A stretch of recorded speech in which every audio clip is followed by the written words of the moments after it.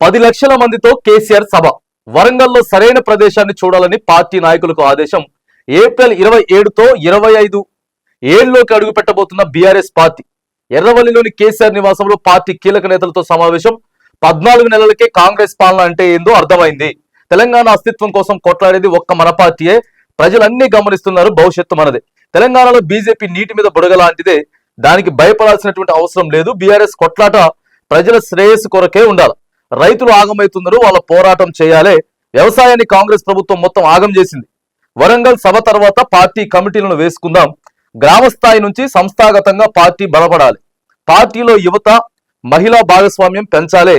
నాయకులకు దిశానిర్దేశం చేసినటువంటి గులాబీ బాస్ కేసీఆర్ 10 లక్షల మందితోటి ఏప్రిల్ 27వ తారీఖు వరంగల్ సభ పెడదామని చెప్పి ముఖ్య నాయకులందరినీ కూడా పిలుచుకొని కేసీఆర్ నిన్న ఎర్రవెల్లి ఫామ్ హౌస్ లో మీటింగ్ పెట్టుకున్నాడు, సమావేశం. ఎవరిచ్చారు అవకాశం? కేసీఆర్ సమావేశం పెట్టుకోవడానికి అవకాశం ఎవరిచ్చారు? కేసీఆర్ బహిరంగ సభ 10 లక్షల మందితో ఏర్పాటు చేసుకోవడానికి అవకాశం ఎవరిచ్చారు? కాంగ్రెస్ పార్టీ ఇచ్చింది, రేవంత్ రెడ్డి ప్రభుత్వం ఇచ్చింది. అరే సంవత్సరంన్నరలోనే ఎంత పెద్ద అవకాశం ఇచ్చారో తెలుసా? మాట్లాడడానికి మాత్రానికి కేసీఆర్ ఆనవాళ్ళు లేకుండా చేస్తాం. బీఆర్ఎస్ పార్టీని తెలంగాణ ప్రజలు మర్చిపోయేలాగా చేస్తాం.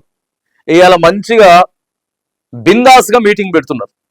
కేసీఆర్ ఎప్పుడు మీటింగ్ పెడతారా పోదాం అనేటటువంటి ఆతృతతోటి తెలంగాణ ప్రజలు ఉన్నారు. ఇవాళ ఇదే సంవత్సరంన్నర క్రితం మాకు కేసీఆర్ వద్దు, మేము రిజెక్ట్ చేస్తా ఉన్నాం కేసీఆర్ని, మాకు అవసరం లేదని చెప్పి చేయి గుర్తుకి ఓటేసిండ్రు ప్రజలంతా. ఏడాది తిరగక ముందే మళ్ళా కేసీఆర్ ఉంటేనే బాగుంటుందేమో, కేసీఆర్ మీటింగ్ పెడితే బాగుంటుంది అని చెప్పి ఆలోచన చేసుకుంటా ఉంటే క్యాచ్ చేసుకుంటున్నారు. దాన్ని క్యాచ్ చేసుకొని 25 సంవత్సరాలలోకి అడుగు పెట్టబోతున్నారట. పార్టీ అడుగు పెట్టబోతా ఉన్నది. సో ఇక ఏప్రిల్ 27వ తారీఖున వరంగల్లో భారీ బహిరంగ సభ వరంగల్ వేదికగా పెట్టబోతా ఉన్నాడు. ఈ అవకాశం కాంగ్రెస్ పార్టీ ఇచ్చింది కాదా? రేవంత్ రెడ్డి ప్రభుత్వం ఇచ్చింది కాదా అవకాశం? పడిపోయినటువంటి పార్టీని మళ్ళీ లేపేటటువంటి ప్రయత్నం వాళ్ళే చేసిర్రు.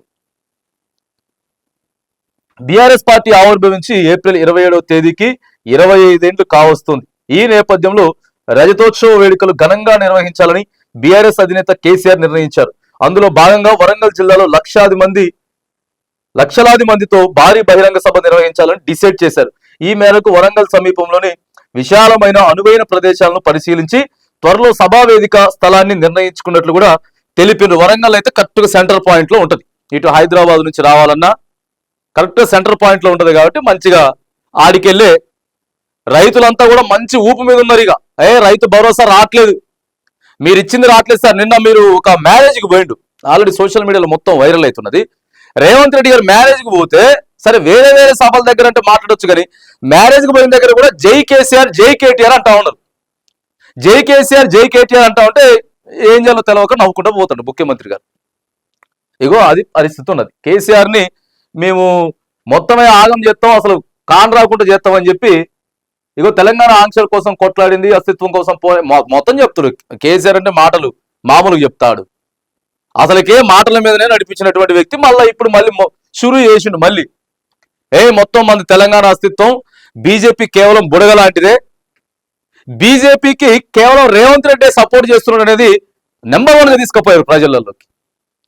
ఇది కూడా బీఆర్ఎస్ పార్టీ దీంట్లో కూడా సక్సెస్ అయింది. ప్రతిపక్షంగా సక్సెస్ 100% అయింది. కాంగ్రెస్ పార్టీ వాళ్ళు చేసింది కూడా చెప్పుకోలేకపోతా ఉన్నారు. 35 వేల కోట్లు రుణమాఫీ చేసిన చెప్పుకోలేకపోయారు. ఏది చేసినా చెప్పుకోవడం వల్ల అయితే లేదు. ఎందుకంటే ముఖ్యమంత్రి గారు ఒకటి చెప్తాడు, మంత్రులు ఒకటి చెప్తారు. ఆయన పేరు మర్చిపోతున్నారండి బాబు. నిన్న వైరా ఎమ్మెల్యే రేవంత్ రెడ్డి గారి పేరు మర్చిపోయింది. ఫస్ట్ ఏమన్నా శ్రీనివాస్ రెడ్డి, తెలంగాణ రాష్ట్ర ముఖ్యమంత్రి శ్రీనివాస్ రెడ్డి, తుమ్మల నాగేశ్వరం రెండోసారి అండు. తర్వాత పక్కన వాళ్ళంతా రేవంత్ రెడ్డి అందిస్తే ఇద్దరు కలెక్టర్లు పక్కనే ఉన్నారు. కొత్తగూడెం కలెక్టర్ ఉన్నారు పక్కనే, ఖమ్మం కలెక్టర్ ఉన్నారు. ఇటు చూస్తారు ఎమ్మెల్యేకి. అంటే ఇక అది ఎమ్మెల్యేల పరిస్థితి. అది చదువుకున్నోడు చదువు రానోడు ఎమ్మెల్యే రేవంత్. నిజంగా చెప్తా ఉన్నాం, కలెక్టర్ మర్చిపోతే పేరు ఇవాళ ఎమ్మెల్యేలు మర్చిపోతే దాన్ని ఏదో చేస్తున్నారు, కానీ కలెక్టర్ మర్చిపోతే ఎంత వైరల్ చేస్తారు. అందుకే కలెక్టర్ ఇద్దరు ఇదేందా ఇన్ని పేర్లు చెప్తుండ అని చెప్పేసి చెప్తారు. అంటే ఎవరికి వాళ్ళు అక్కడ వాళ్ళు ముఖ్యమంత్రులాగా అక్కడ వాళ్ళే ఉంటారు కదా. ఖమ్మం జిల్లాకి వాళ్ళ ఇద్దరు ముఖ్యమంత్రులు, తుమ్మల నాగేశ్వరరావు గారు ముఖ్యమంత్రి, పొంగులేటి శ్రీనివాసరెడ్డి గారు ముఖ్యమంత్రి, వాళ్ళు ఎవరికి వాళ్ళే ముఖ్యమంత్రి లాగా ఫీల్ అవుతారు కాంగ్రెస్ లా. సో అందుకే పేర్లు మర్చిపోతా ఉన్నారు. అందుకే చెప్తా, కేసీఆర్ కి బీఆర్ఎస్ పార్టీకి ప్రజల అవకాశం ఇవ్వలేదు, ప్రజల అవకాశం ఇవ్వలే. కాంగ్రెస్ పార్టీ ఇలా రేవంత్ రెడ్డి గారి ప్రభుత్వం ఏదైతే ఉందో వాళ్ళ అసమర్థత వల్లనే ఇవాళ కేసీఆర్ కి అవకాశం వచ్చింది.